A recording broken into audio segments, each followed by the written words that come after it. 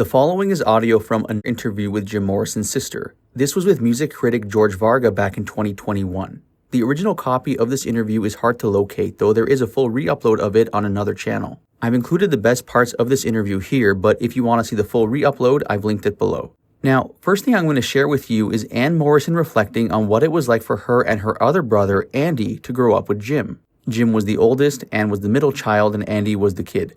Ann also reflects on what it was like for her to turn 27 without Jim alive anymore. He was fun. You know, he was the older brother and he would kind of lead us around sometimes and get us into some trouble and play games. And we had to travel together. So, you know, we were pretty close, you know, in a car. We would almost every year we had to move and we were always driving from one coast to another.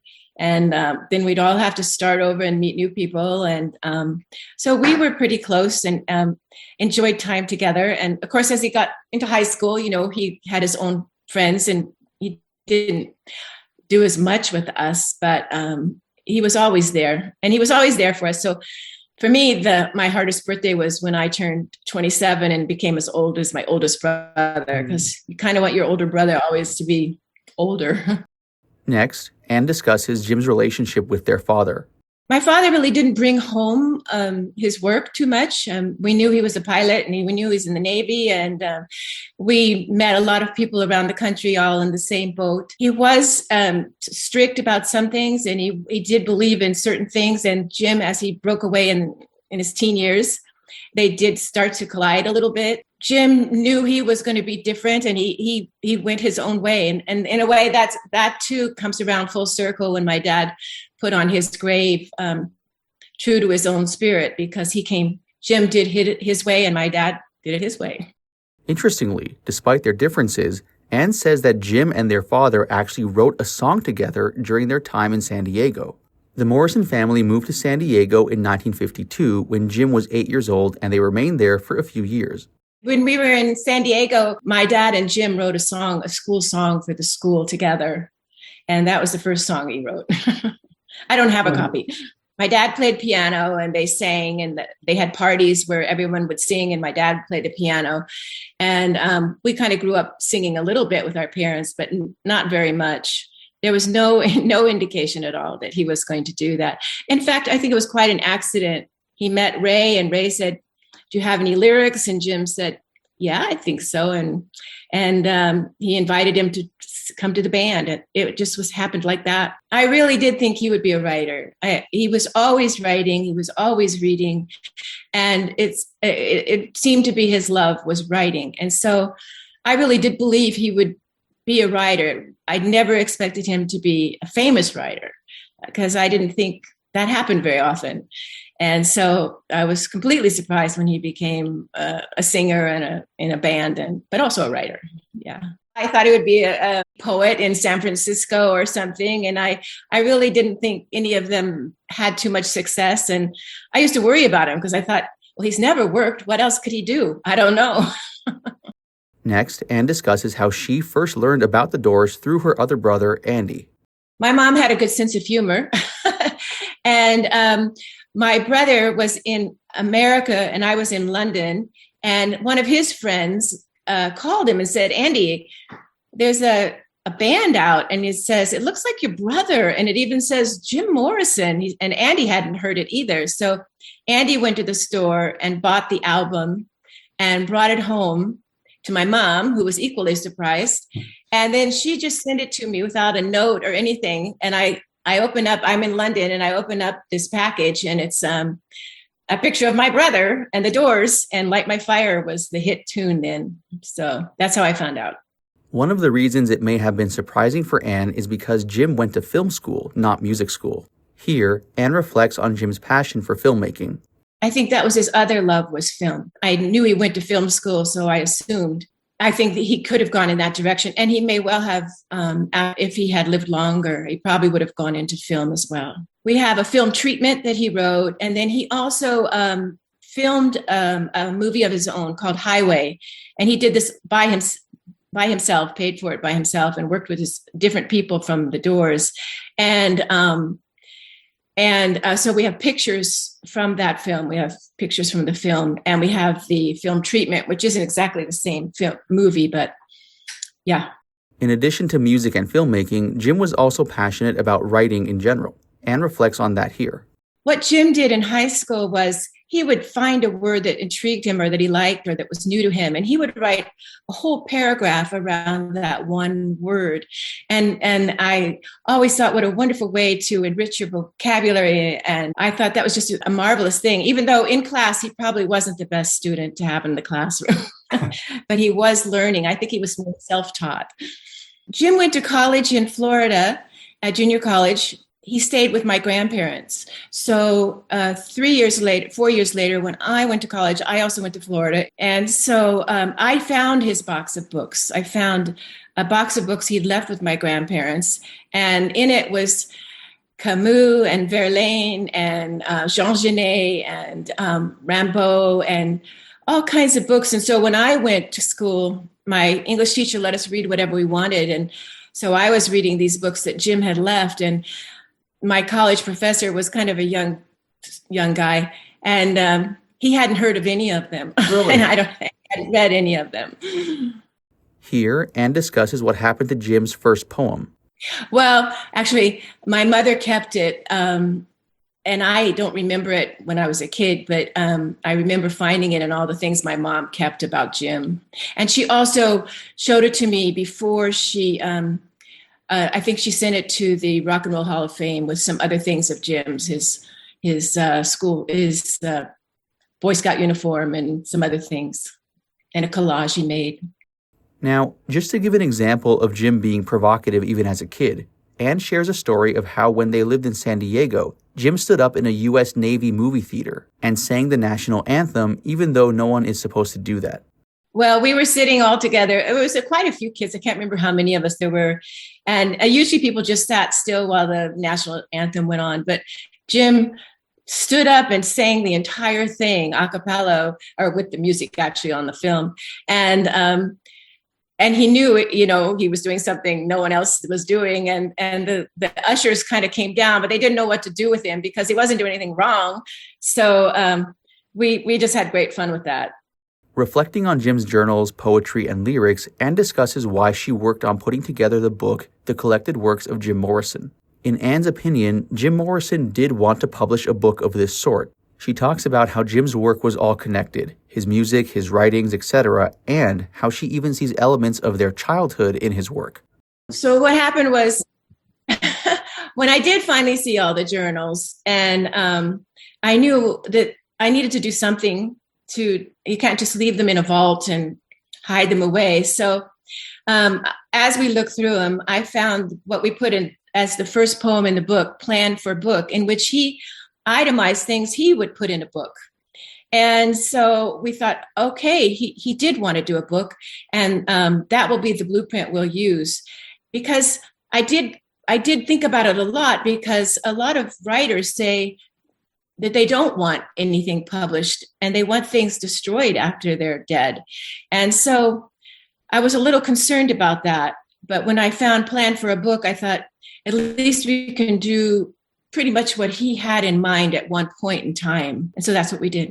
If you look through all the things that were in that vault, you'll see a lot of clues to what came into his lyrics, and you'll see connections to everything he did. So it's almost like you see a link throughout that whole time, from his writing to his music and to his screenplay. And then you see a lot of references to when we were kids and to growing up, all the travel we did. For me, it was just fun to see all the connections. The thing I hear the most from people is, oh, yes, the Lizard King. And, and they only think of him as the rock star. And so basically that's what I wanted to do in this book, was show the entirety of Jim and who he was, more than just the rock star. I think of all he was, but then I get to also add that he was my big brother. Now, Anne Morrison was a teacher. Here she reflects on how she handled it when her students realized she's Jim Morrison's sister.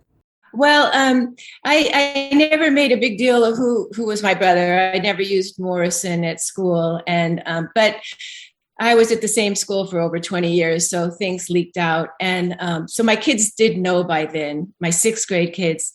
And we had a big poetry unit, and I played Horse Latitudes for them.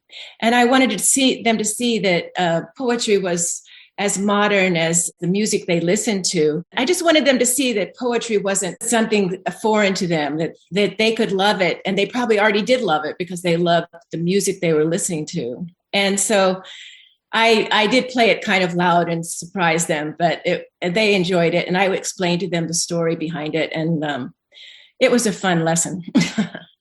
Jim Morrison, of course, died in Paris on July 3rd, 1971, and was buried there at Père Lachaise Cemetery.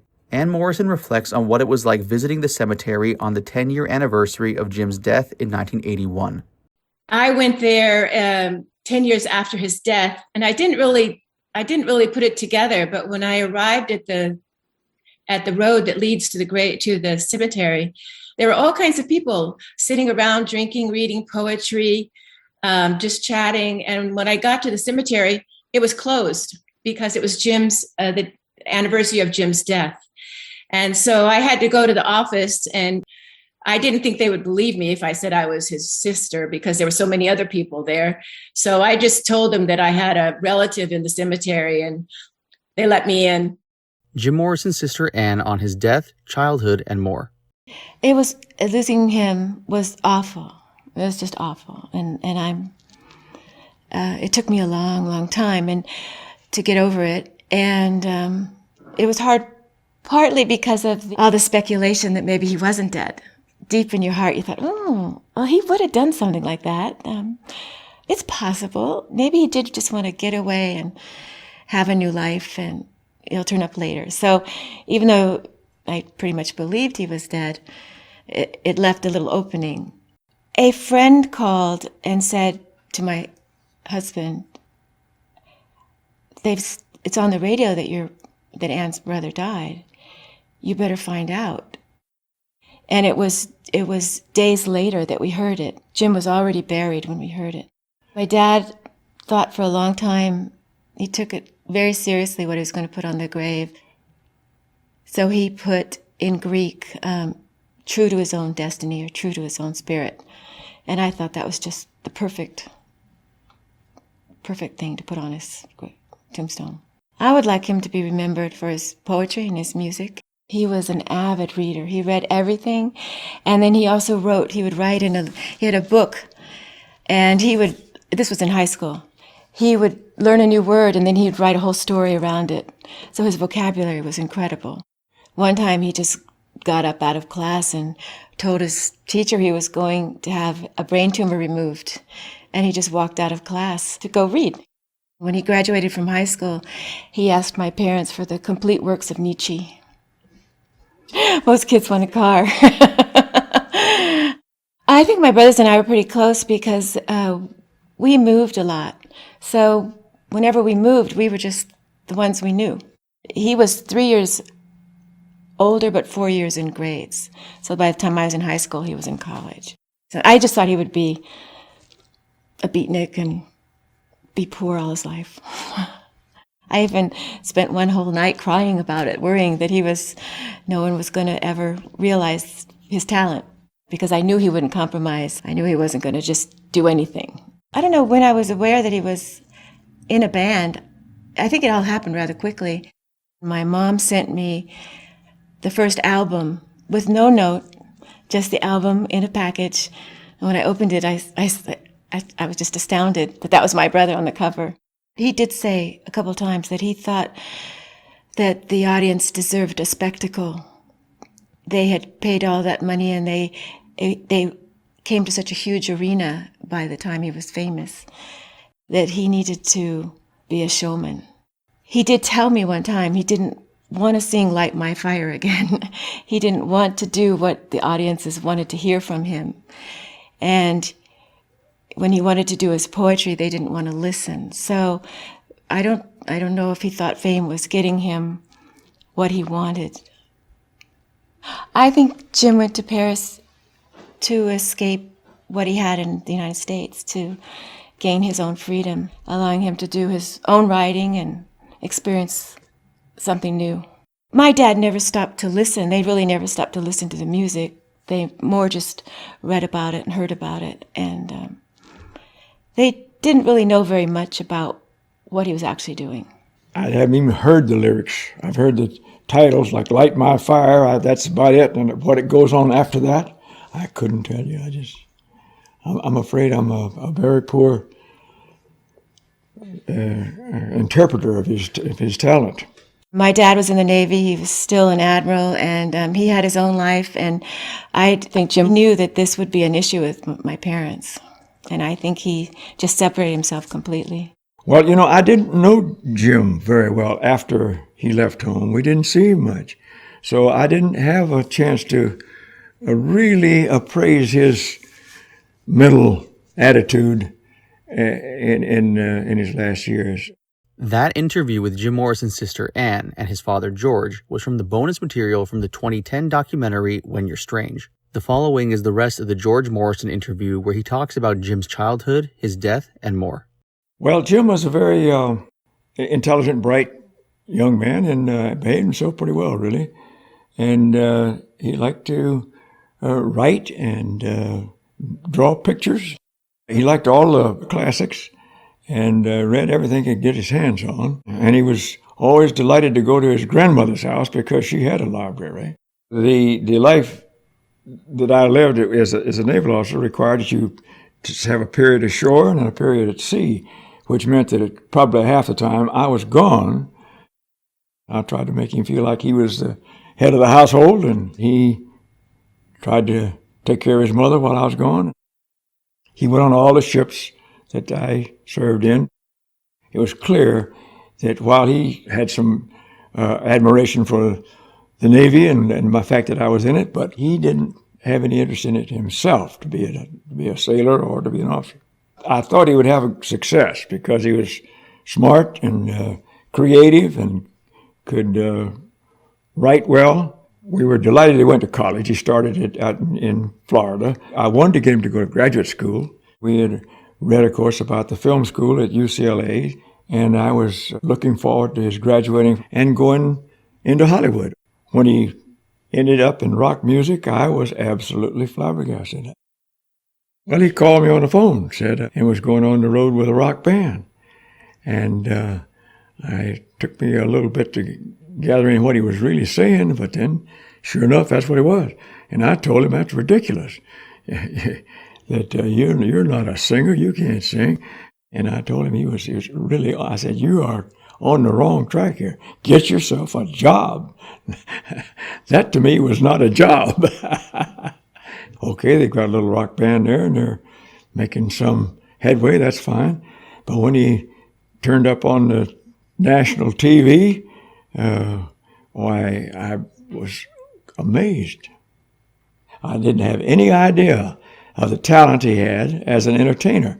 I still feel that his talent was not vocal, as in the classic term, but that he was an entertainer. We were notified by the naval attaché at the embassy in Paris, sent me a message and said that Jim had died of a heart attack in a Paris hospital. He went his own way, and he was true to his own ambition, to his own aspirations. And that was his goal in life, and he made it. I think he was just somebody you would like to know. I was impressed with the fact that here is my son being interred really quite honorably into the great cemetery in Paris, and made you realize how well known and how well liked he was.